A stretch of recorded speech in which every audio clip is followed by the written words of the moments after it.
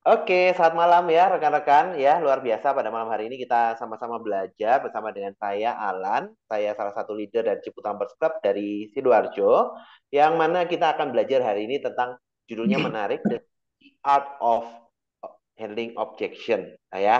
Jadi bagaimana kita itu bisa menghadapi objection atau bagaimana menghadapi orang-orang yang menyangkal ya atau mungkin belum ada alasan gitu ya untuk gabung di CEC dan lain-lain. Nah, bagaimana caranya kita sama-sama mau belajar, mau sharing buat teman-teman. Dan kita akan ngobrol nanti di belakang ada sesi tanya jawab. Jadi pastikan ya teman-teman bisa fokus. Kalau ada catatan mau dicatat boleh. Nanti bisa tanyakan. Nanti tanyanya boleh langsung share di kolom chat atau nanti bisa tanya di belakang ya. Sama-sama kita belajar ya teman-teman. Sama-sama kita mau perbesar kapasitasnya kita. Oke. Nah, saya akan share buat Anda semua hari ini topiknya seperti apa. Dan kalau teman-teman ya, jangan lupa bisa juga di reminder tim-timnya supaya bisa ikutan untuk Zoom pada malam hari ini. Oke. Nah, ini dia.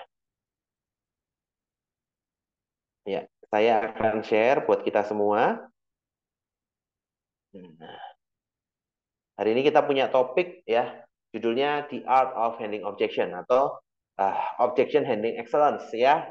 Bagaimana kita di sini bisa mempunyai kemampuan untuk mengarahkan atau menciptakan menghadapi orang-orang yang punya handling objection. Nah, tapi sebelum itu saya cerita tentang objection handling secara apa ya spesifik teman-teman. Sebenarnya proses closing itu adalah proses yang berkesinambungan ya.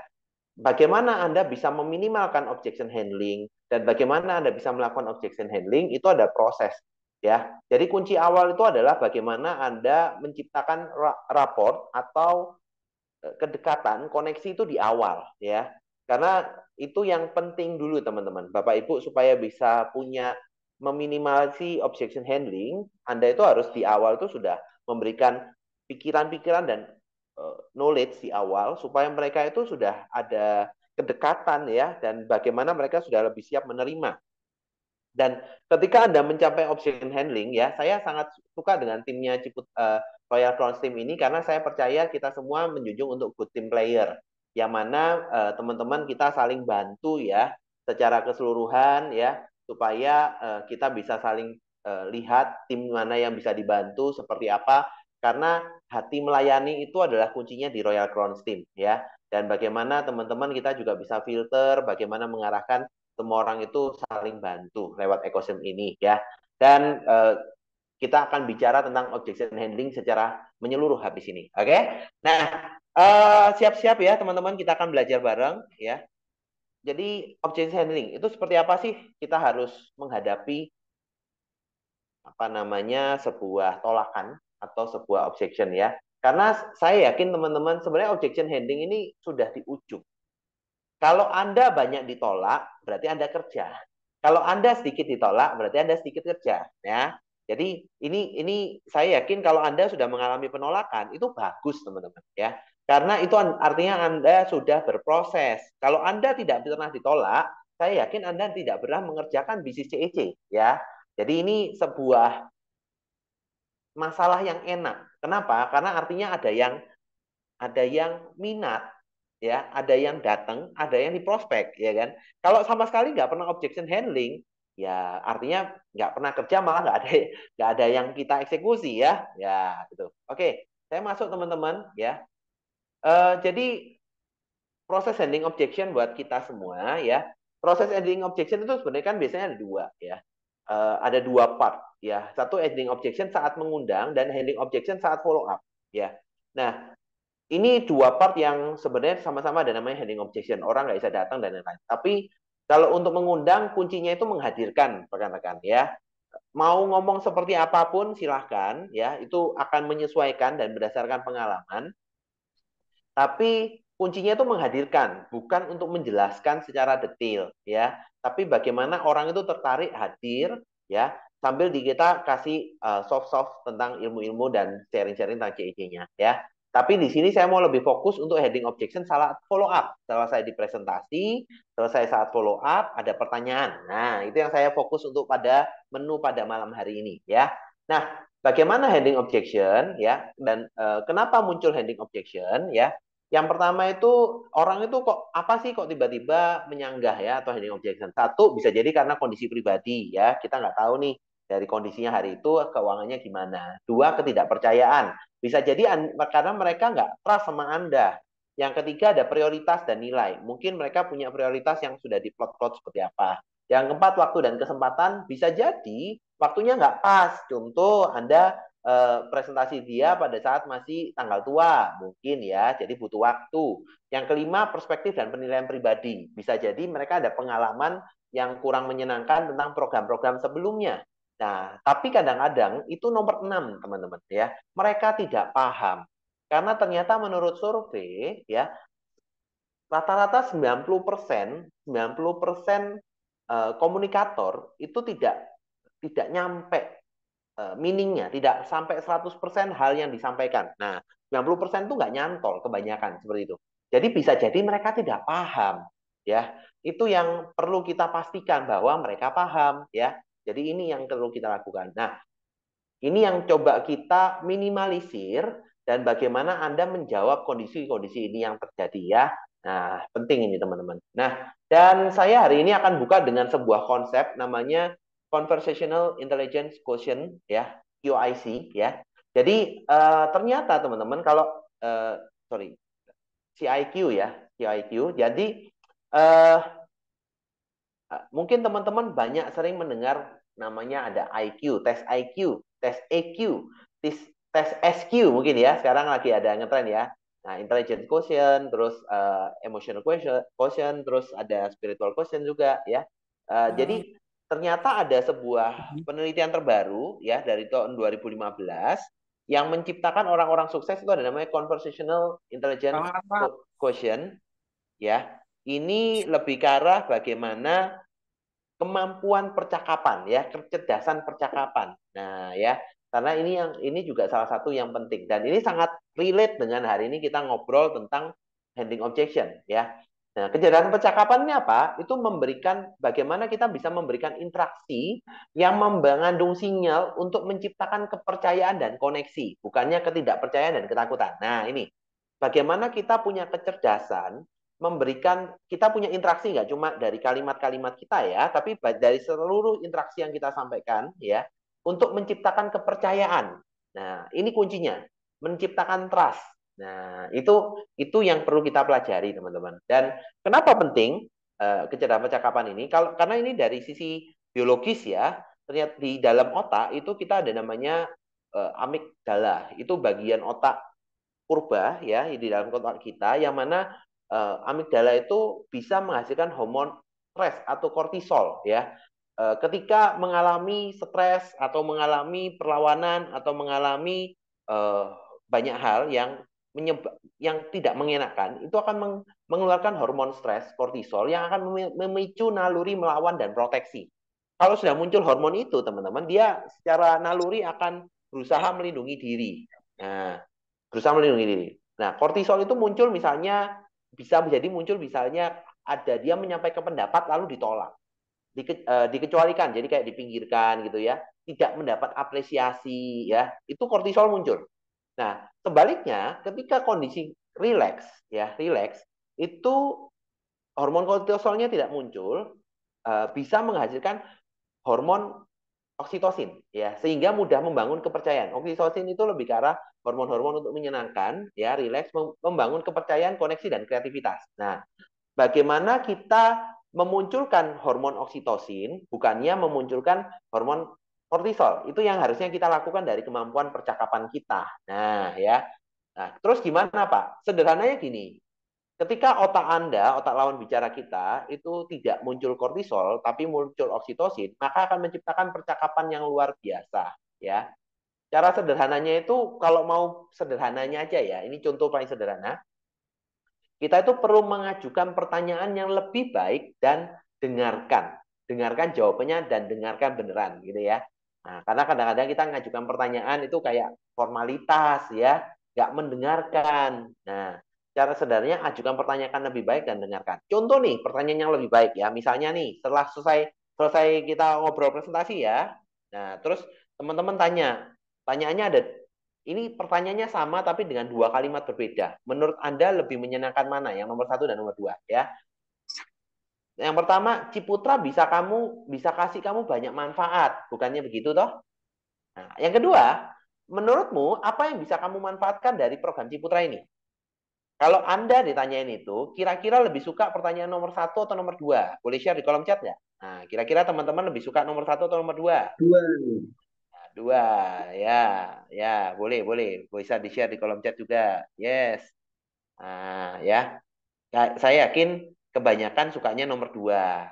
Kenapa? Karena itu memberikan ruang dan memberikan tidak ada penekanan di situ ya. Dari sisi komunikasi, kalau tingkat komunikasi itu ada tiga level.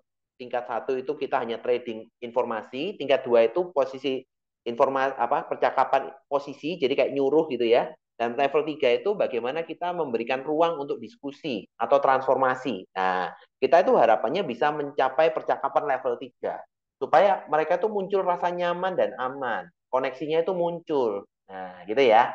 Ya, itu yang perlu kita ciptakan lewat proses handling objection, teman-teman, ya. Jadi handling objection walaupun namanya itu handling objection ya, bagaimana mengurus penolakan atau sanggahan ya, bukan berarti kitanya itu juga melakukan objection ya.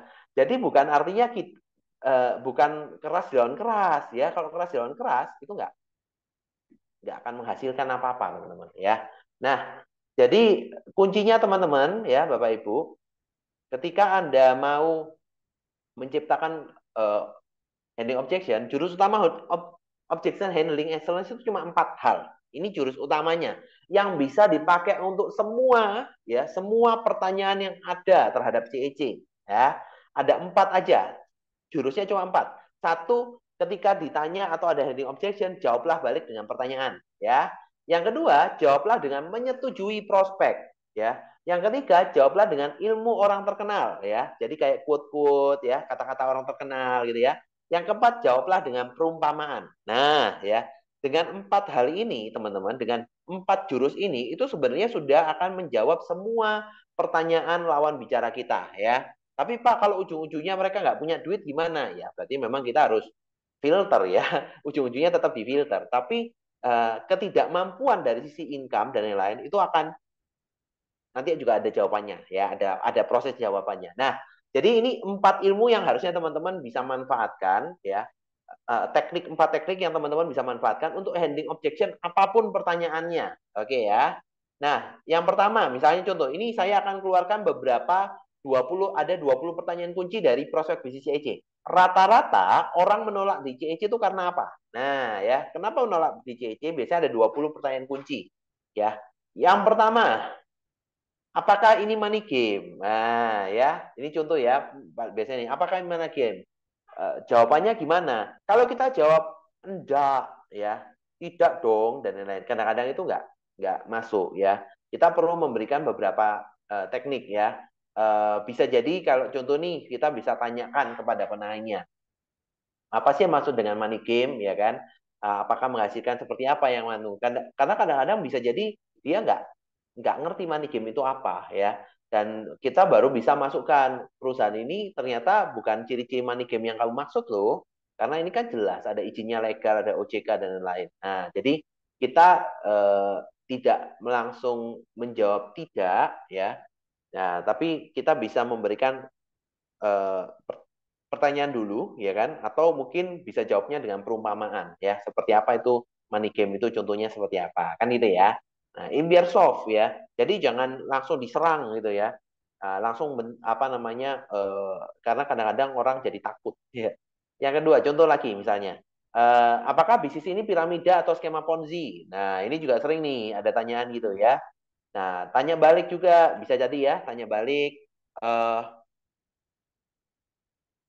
ini tahu nggak sih maksudnya Ponzi itu seperti apa? Karena biasanya kalau buat teman-teman juga tahu ya, ini insight juga. Kalau piramida itu donen tidak bisa menyusul income-nya upline dan tidak ada produk. Tapi di bisnis CIC ini donennya bisa nyalip income upline don dan bisa punya legalitas yang jelas ya.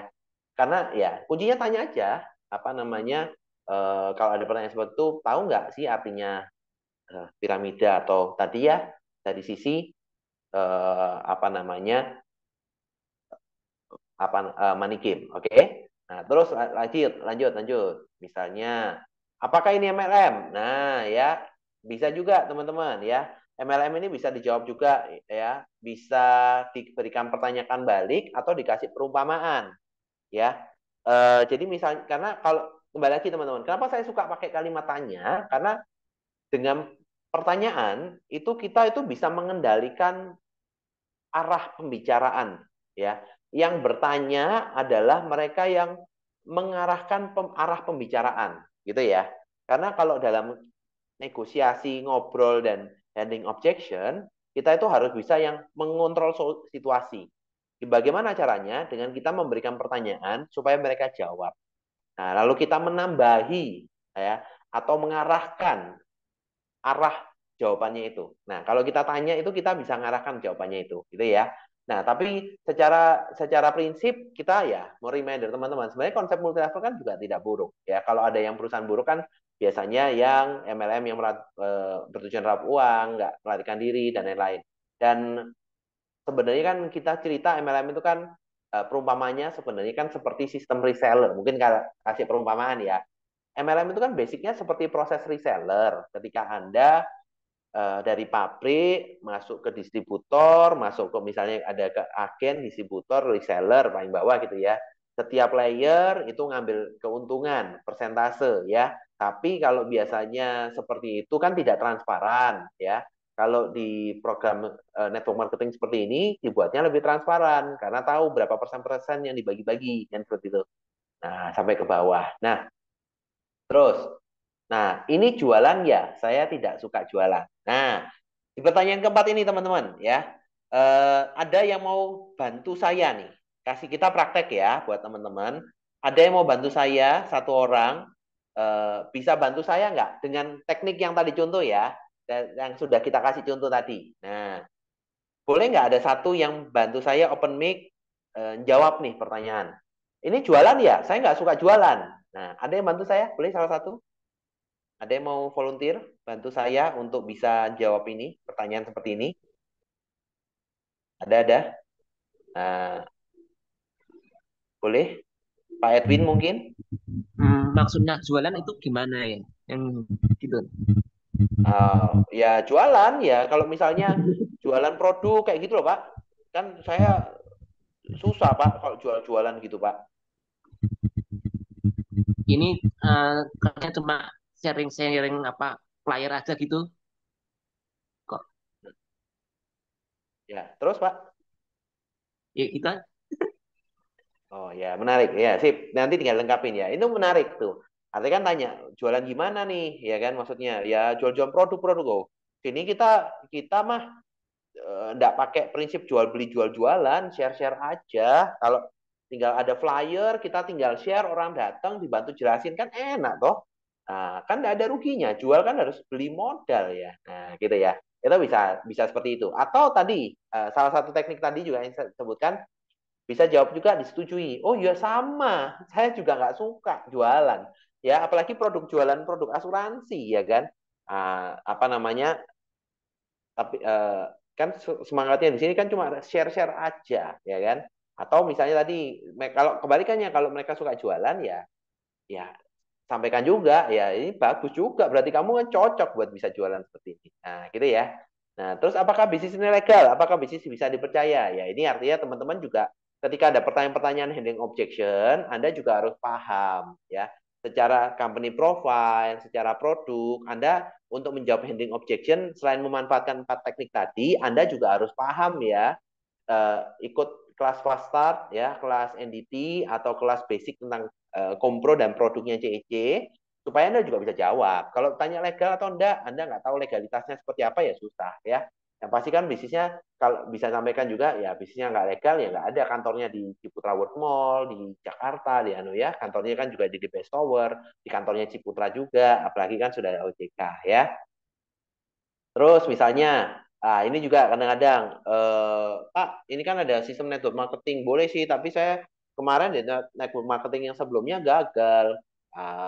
Masa saya mau ngulang lagi kan gitu ya? Seperti itu. Nah, eh, jadi ini juga teman-teman bisa dengan teknik tadi ya. Oh, saya tahu itu, saya paham itu perumpamaan seperti apa. Tapi kalau teman-teman punya knowledge ya, ya kenapa banyak network marketing yang tidak berproses yang tidak menjadi? Karena terlalu banyak juga yang kadang-kadang nggak ikut training. Yang kedua terlalu fokus pada closing sendiri sehingga tidak bangun jaringan ya. Padahal kan kalau di sistem ini menariknya ketika kita menciptakan tim yang mau bekerja bersama dengan kita ya. Karena dan prosesnya itu pasti membangun itu butuh proses, teman-teman. Saya tadi juga dengar salah satu menarik dari podcastnya Pak Renald Kasali, Profesor. Beliau menyampaikan salah satunya banyak banyak orang-orang sukses itu hobinya itu berkebun, bukan berburu. Nah, karena ada filosofinya berbeda, teman-teman. Berburu dan berkebun. Kalau berburu itu mereka bersiap-siap untuk mencari tanpa perencanaan, ketemunya apa, ditembak ya ditangkap. Kerjaan hari itu untuk hari itu. Tapi kalau misalnya berkebun, ya itu kan harus memupuk, memproses ya untuk masa depan. Eh, jadi tidak untuk hari itu aja, untuk masa depan. Nah, itu yang teman-teman harus punya mindset. Pekerjaan Anda hari ini, itu Anda pupuk untuk masa depan. Mungkin hasilnya nggak langsung kelihatan langsung sekaligus, teman-teman. Tapi menariknya di CEC ini adalah compounding, ya, compounding. Jadi bertumbuh terus dan menerus, ya. Nah, pertanyaan 7. Saya nggak ada waktu untuk jalankan bisnis ini. Bagaimana? Nah, gimana nih kalau nggak ada waktu, ya? Jawab aja, sama.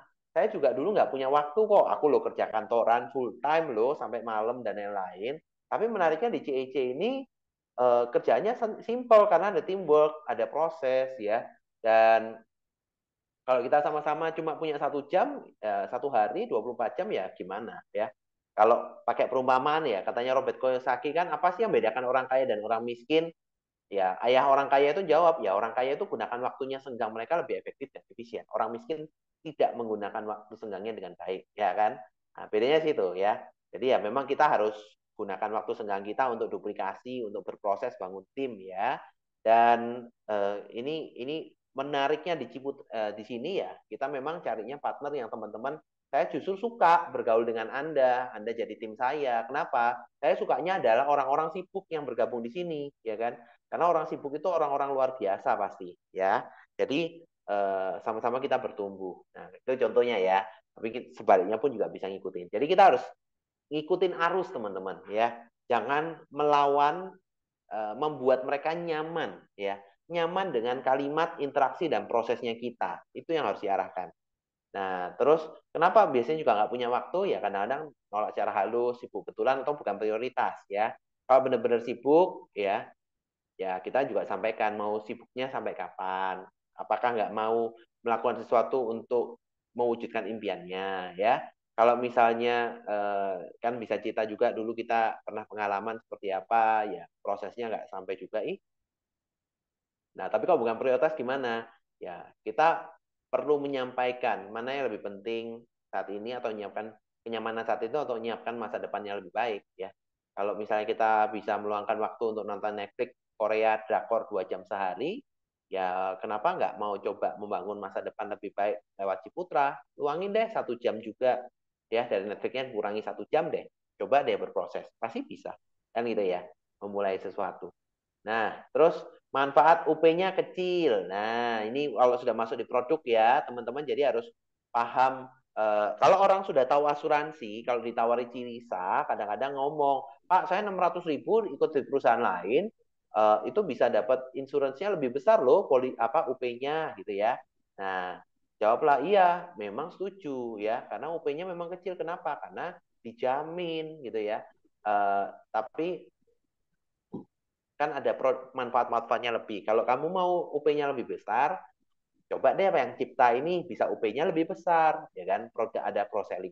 Nah, jadi bisa diarahkan ya. Dan bisa jadi teman-teman juga perlu gali, bisa jadi mereka itu bukan hanya masalah UP, jadi tapi kan kita punya benefit yang lebih besar dari potensi jaringan, penghasilan, community ya. Jadi pasarnya segmennya jadi lebih luas teman-teman. Jadi gak aja masalah jualan UP, tapi bisa lebih besar lagi. Memberikan sebuah kreativitas untuk melihat ini pasarnya kemana sih gitu ya. Nah, terus pertanyaannya ke 9. Bisnis ini merugikan dan menyusahkan orang lain, serta membuat saya merasa tidak enak pada orang terdekat saya. Seolah saya tamat. Wah, ya. Iki bikin orang repot, baik, ya kan? Nah, kadang-kadang ada pertanyaan seperti ini. Ya, gimana? Ya, jawab aja. Bisa juga menyetujui ya. Saya juga seperti itu mikirnya, tapi dulu setelah saya dalami ternyata enggak loh.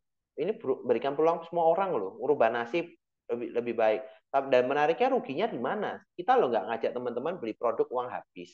Ini loh, uang kembali uang, kita diajak nabung. Menurutmu nabung bagus nggak sih? Bagus lah, ya bagus kan? So, kalau kita nabung tapi dapat benefit lebih, dapat proses lebih, salahkah kita? Ya kan gitu ya. Jadi bisa memberikan sebuah penalaran yang logis. Nah ini bisnis ini haram. Nah saya gimana Pak? Bisnis ini haram Pak. Nah kalau saya pribadi ya nggak bisa seperti apa-apa. Salah satu kalimat yang biasanya saya pakai, ya kalau berurusan dengan agama ya kita nggak bisa ngomong ya karena ini kan kepercayaan. Tapi kalau saya sih percayanya pertama ya program ini kan nggak membuat orang negara keluarga rugi juga, nggak buat orang susah, ya. Dan tidak secara umum di CIC juga nggak dilarang.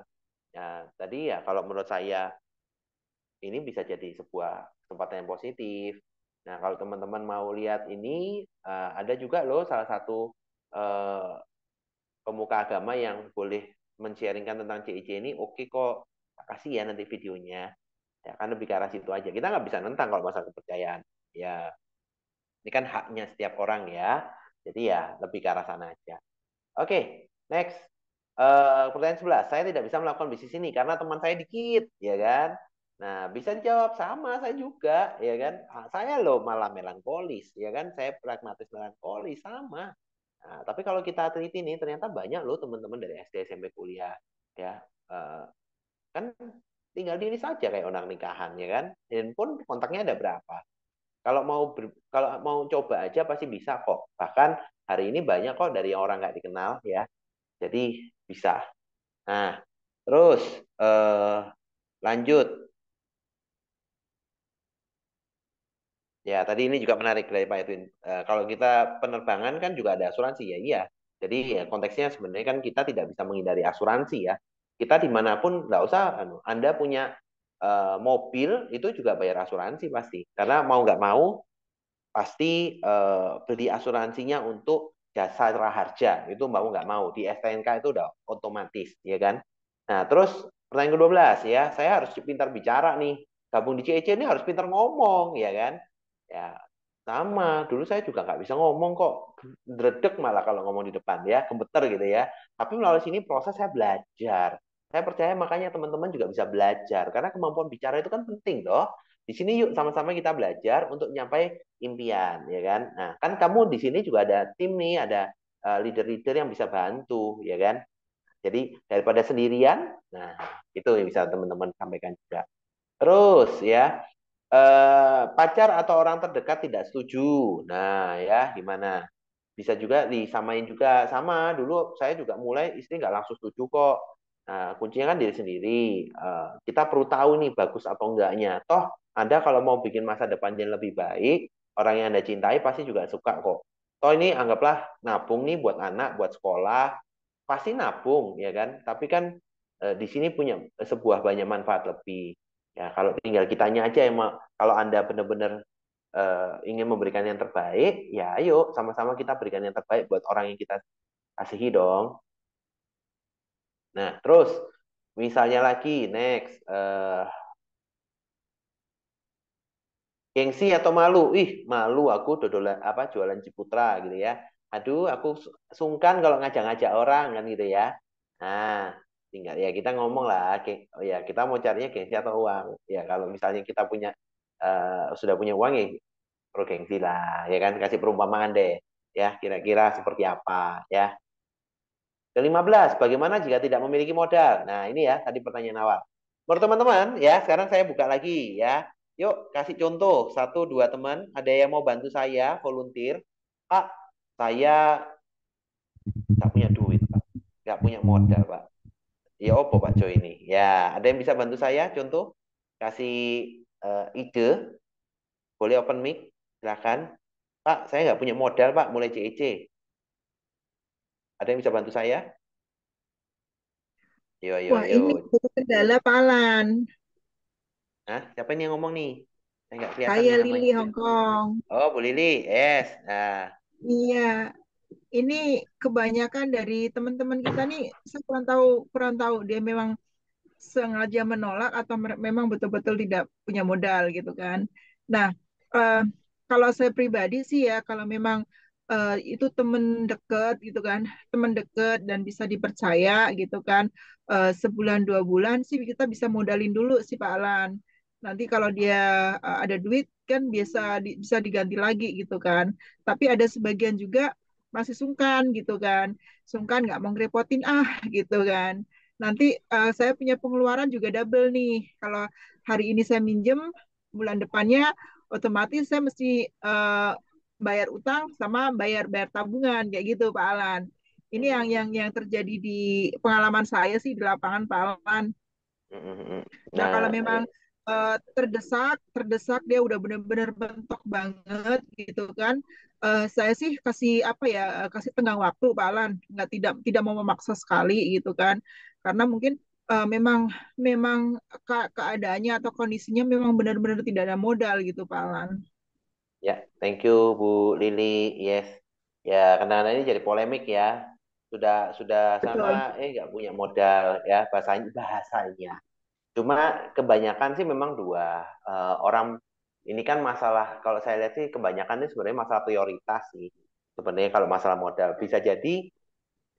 Tapi by the way satu saya sangat tidak merekomendasikan untuk pinjemi ya sebenarnya karena ini kan punya punya dia sendiri dan tanda kutip teman-teman juga banyakan pengalaman itu bukan pinjemi nanti itu uang hilang ya. Nah tapi teman-teman ini kan masalah bagaimana kita memberikan mindset supaya mereka bertumbuh punya apa namanya urgency itu yang penting teman-teman dan mungkin yang kedua ya kita perlu filter lebih lebih filter di awalnya lebih dikuatin supaya yang datang juga lebih positif apa secara finansial lebih stabil tapi kalau misalnya eh, untuk seperti itu bagaimana kita membangun sebuah filter ya jadi memang satu memang kita harus pahami ya gali memang beneran nggak punya modal atau gimana ya kan justru kalau nggak punya modal kira-kira kamu apa sih yang mau dicapai kalau gini-gini terus kira-kira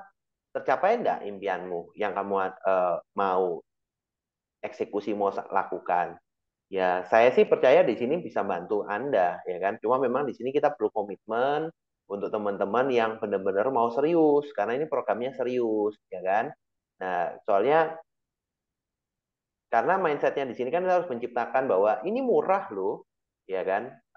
Programnya ini murah dibandingkan teman-teman yang lain. Misal dan kan ini namanya tinggal kitanya aja yang mau atau enggak. Karena kadang-kadang kan coba ya bayangin deh, misalnya teman-teman nih ada produk misalnya contoh nih misalnya ada emas misalnya, emas tiba-tiba hari ini turun, ya kan? Turun dari harganya 1,3 juta turun jadi 700.000 cuma turun 1 hari, ya kan? Nah, anda uangnya cuma ada di dompet sekarang cuma ada 100.000 misalnya. Kira-kira teman-teman bakal eh, ngutang nggak untuk beli itu, ya kan? Atau mungkin ada baju Zara misalnya ini contohnya, diskon 90% hari itu hari terakhir. Nah, kira-kira eh, apa yang akan terjadi? Ya, pasti diusahakan, ya kan? Nah, tinggal kitanya aja. Pertanyaannya kan teman-teman beneran serius nggak? Sudah kepikiran belum sih caranya untuk mencapai teman-teman punya impian atau memang hari ini teman-teman cuma mau let it flow aja? Nah, karena ya kalau tanda kutip ya kalau orang-orang yang belum muncul let it apa agensinya atau masih merasakan let it flow mau diapain mau diutangin mau diapain juga biasanya nggak bergerak. Seperti itu sih, karena memang harus memunculkan urgensinya mereka. Betul. Ya, itu sih Setuju. betul ya. Ya, Mau betul, sempat mau. betul. Thank you. Saya sangat bahagia, ibu ayah, Ya. saudara-saudara Peggy Setiawan. Sungguh Oke, thank you ya. Saya lanjut ya. Terus, nah wah itu kan leader-leadernya hoki tuh duluan tuh, ya kan? eh ya, saya sorry, ada pertanyaan dulu. Bu Eni biru nih, Bu Eni. Kalau jangan bersaya banyak nggak dulu ya, karena kebutuhan saya masih banyak. Ini aja bingung mau membaginya gitu, Pak Alan. Oh ya. Oh, kebutuhan banyak ya, Bu. Sama, Bu, saya juga kebutuhan banyak. Tapi saya loh, Bu, gara-gara Ciputra ini kan kita nabung kan dipaksa. Saya sih awalnya juga merasa berat, Bu, dipaksa. Karena saya coba komitmen di sini di Ciputra, malah sekarang saya dari Ciputra malah dapat tambahan income, Bu. Iya kan? Apa namanya? Saya itu nabung 600.000 sekali atau 1,2 sekali, terus sekarang sudah malah dapat tambahan terus tiap bulan. Nah, kira-kira Ibu lebih punya positif atau apa kalau dipaksa untuk supaya sama-sama punya kesempatan lebih besar, kenapa enggak? Atau yang kedua, ya kalau boleh tanya, Bu, ini ya biasanya kunci saya juga gini, kalau boleh tanya, Ibu sekarang anaknya berapa? Oh, 2 tahun. Ada dua, ada yang usia 2 tahun, ada yang usia 5 tahun. Oh, ya. Kira-kira Bu, anaknya pengen dikuliahin nggak sih, Bu? Oh ya, pengen lah. Oh, sudah kepikiran belum, Bu, kuliahnya nanti biayanya berapa? Ya, kayak sekarang aja sudah bisa puluhan ratusan juta loh kuliah. Nggak mau mulai nyiapkan dari sekarang, tak, Bu? Memang agak berat. Tapi mau nggak mau kan zaman sekarang memang kita harus paksakan, Bu. Daripada nanti anak kita juga kesulitan, ya kita orang tua kan punya tanggung jawab bagaimana memberikan yang terbaik buat anak.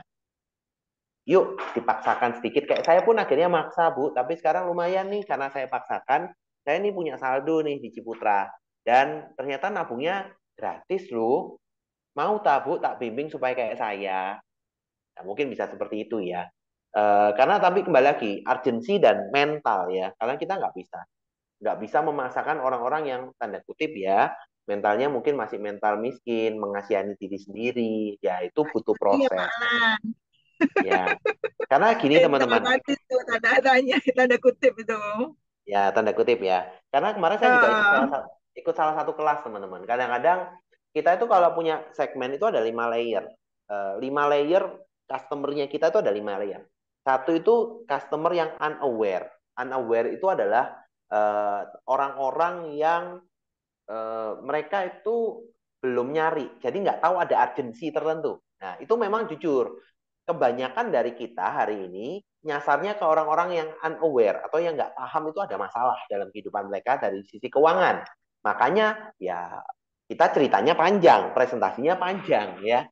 Nah, level 2 itu ada tingkatan kedua, ada customer yang aware. Jadi mereka sudah paham, ada loh masalah, saya itu harus loh nabung. Ya, nah, itu yang lebih mudah untuk dimasuk. Jadi kita tinggal belokkan ke produknya CEC, ya kan? Nah, tapi pasti lebih dikit daripada orang yang unaware. Di atas unaware itu ada orang yang solution. Jadi mereka sudah berpikir kira-kira aku nyari solusi nih.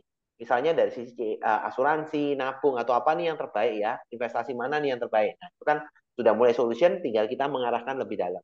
Yang level 4 itu sudah levelnya ada namanya produk. Jadi mereka tuh sudah punya produk sejenis tapi di perusahaan lain. Nah, artinya kan kita tinggal ngobrol bagaimana mengkonversi ini lebih bagusnya apa sih dibandingin yang lain, gitu toh.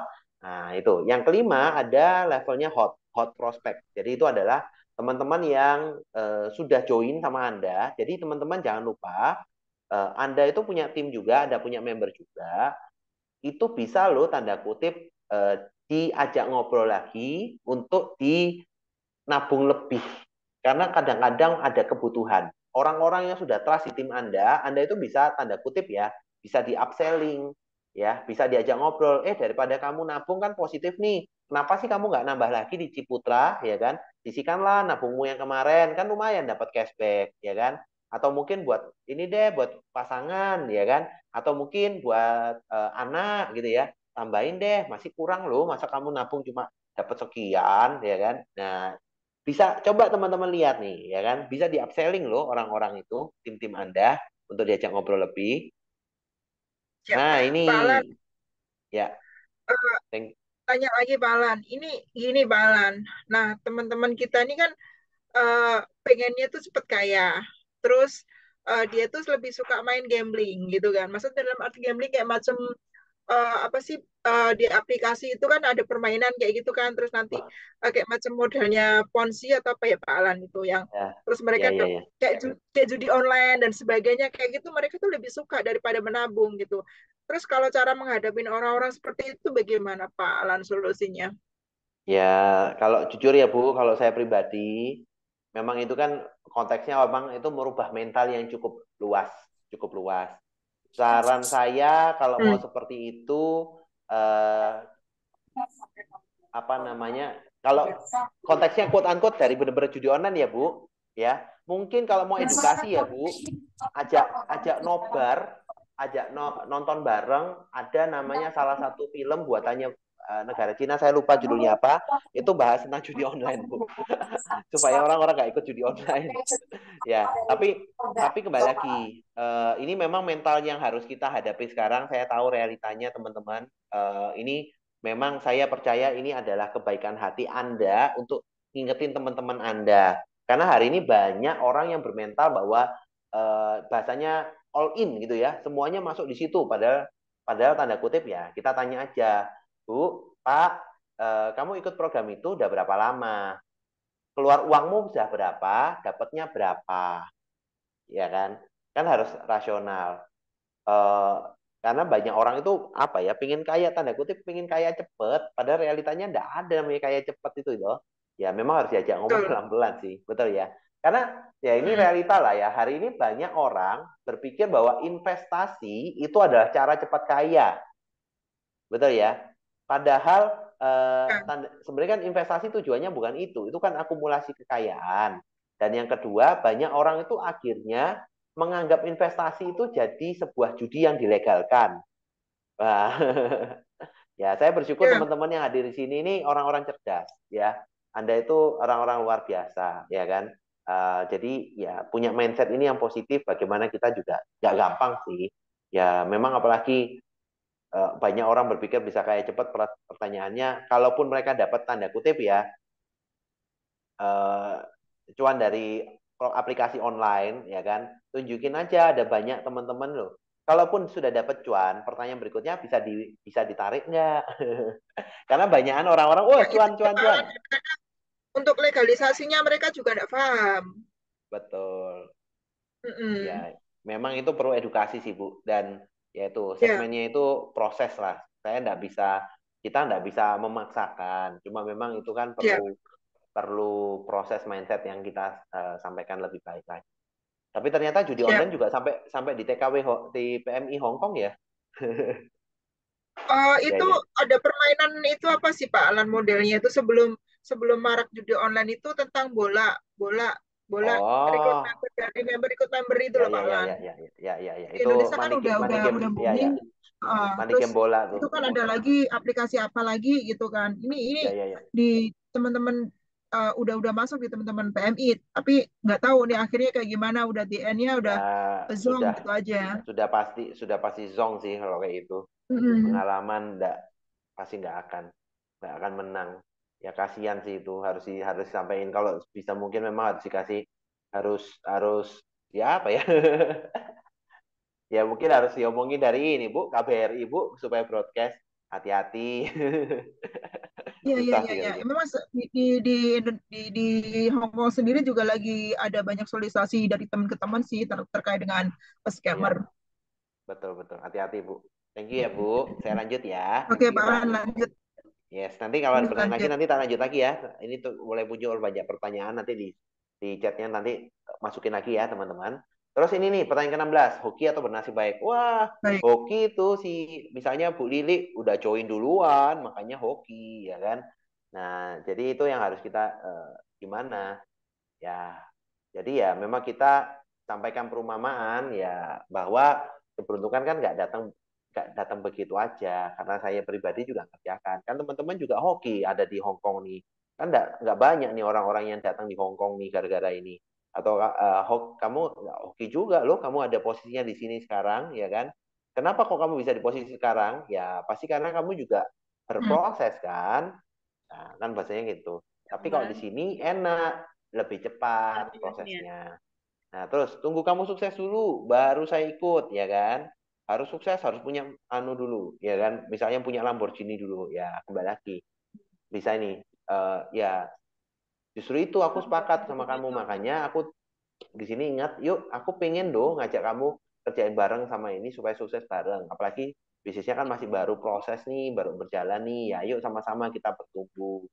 Ya, jadi apa namanya supaya ada koneksinya terdapat. Terus ada ini, risiko uang hilang. Nah, risiko uang hilang gimana? Ya, kita sampaikan. Teman-teman, menurut ini pertanyaan, menurut Anda bisnis itu ada risikonya nggak? Ya, semua bisnis pasti ada risiko dong. Nah, kalau mau bangun usaha, butuh modal enggak? Kalau misalnya usahanya ternyata gagal, modalnya hangus atau kembali? Ya hangus, betul ya. Pertanyaan berikutnya, teman-teman nih, kalau mau buka usaha, misalnya sederhana aja. Misalnya jualan jus misalnya di depan Indomaret gitu ya. Modalnya berapa kira-kira? Ya lumayan ya, bisa juta-jutaan juga, ya kan? Pertanyaannya kalau nggak laku kembali nggak modalnya? Nah, jadi ya kembali lagi, basic perumpamaan. Jadi ya risikonya CIC ini apa? Ditolak, ya kan? Saya satu ditolak, ya kan? Uang hilang nggak? Enggak, selama kita nabungnya konsisten, ya kan? Nah, dan ya kalau misalnya pun nggak ngelakuin apapun dari proses bisnisnya, ya risikonya apa? Punya tabungan, ya kan? Terus dapat value-value-nya juga. Nah, itu yang menarik ya, karena di luar sana kalau kita bisnis ya modalnya banyak. Di sini kan kita value-nya kan menarik, modalnya kembali dan tambah dapat value lebih lagi dalam prosesnya. Nah, terus risiko ditolak orang. Aku benci ditolak orang. Saya apa namanya? Saya tuh paling anti ditolak orang. Nah, saya gitu ya. Ya, kembali lagi. Ya kita cerita, teman-teman kalau punya usaha, jualan makanan, jualan apa, kira-kira kalau nawarin ke 10 orang, ke 100 orang, pasti dibeli semua nggak? Enggak kan? Pasti ada yang nolak juga kan? Ya, tidak ada masalah kan? Tapi menariknya, kalau di program Ciputra ini, seperti ini ada program networknya, keberhasilan kita itu diukur dari berapa banyak penolakan. Nah, menarik ya. Jadi kalau makin banyak penolakan, makin besar kemungkinan ada sukses. Kenapa? Artinya kan kita ngerjain gitu ya. Nah, karena game of number, teman-teman. Nah, terus yang ke-20 nih. Bisnis MLM hanya menguntungkan upline atau perusahaan. Nah, ya. Kadang-kadang ini yang pikiran ya. Ini kita bisa juga jawab dengan perumpamaan.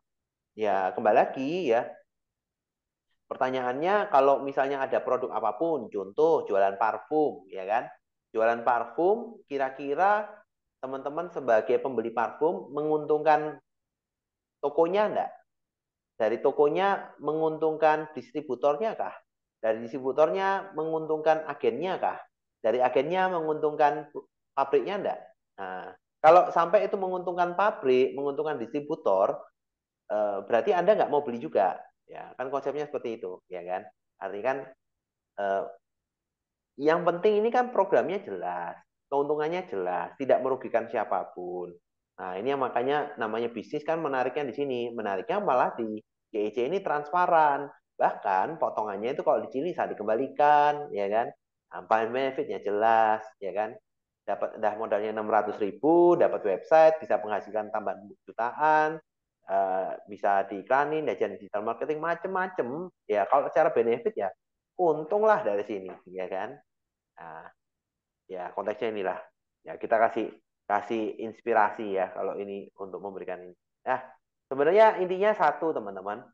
Bapak Ibu, semua pertanyaan dari prospek itu akan tidak berarti kalau Anda punya trik dalam menanggapi ya. Triknya apa? Tadi satu adalah bagaimana kita meningkatkan CIQ-nya kita ya, kemampuan percakapan kita, bagaimana menciptakan suasana yang bukan menentang mereka, tapi memberikan mereka rileks atau nyaman. Itu dulu, satu. Yang kedua, bagaimana Anda punya kunci untuk tahu product knowledge, company profile, dan lain-lain. Itu Anda harus tahu supaya Anda bisa jawab. Pak, gimana saya tahu? Ikut training, baca presentasi gitu ya, dengarkan YouTube-nya CEC. Kalau enggak, orang mau tanya gimana mau jawab, betul enggak sih? Nah, terus yang ketiga ya tadi ya ada teknik-teknik yang bisa dipakai dengan cara bertanya balik, mengiyakan, beri perumpamaan, ya kan? Atau teman-teman juga bisa pakai kata-kata orang hebat. Nah, itu trik-triknya ya. So, gimana langkah kunci? Ya, sering praktek teman-teman ya. Kalau Anda tidak presentasi, tidak menyampaikan ke orang, ya nggak akan dapat sesuatu ya. Perlu cari dan temukan orang yang tepat ya untuk bekerja bersama dengan Anda, temukan impian Anda dan fokus pada mimpi karena impiannya yang membuat Anda tidak mudah menyerah. Kalau Anda basic itu impian teman-teman. Kalau mimpi Anda cukup besar, penting untuk Anda lakukan, pasti Anda giat. Kalau itu ternyata tidak relevan dan tidak cukup baik untuk Anda, ya Anda mungkin nggak ngerjain apa-apa. Ya, so kuncinya action change things. Jadi pastikan Anda berproses acting ya, action teman-teman. Oke? Ya, dan itu sharing dari kita pada malam hari ini untuk belajar bersama dengan CEC, belajar bagaimana kita bisa punya kesempatan luar biasa ya. Oke. Yes.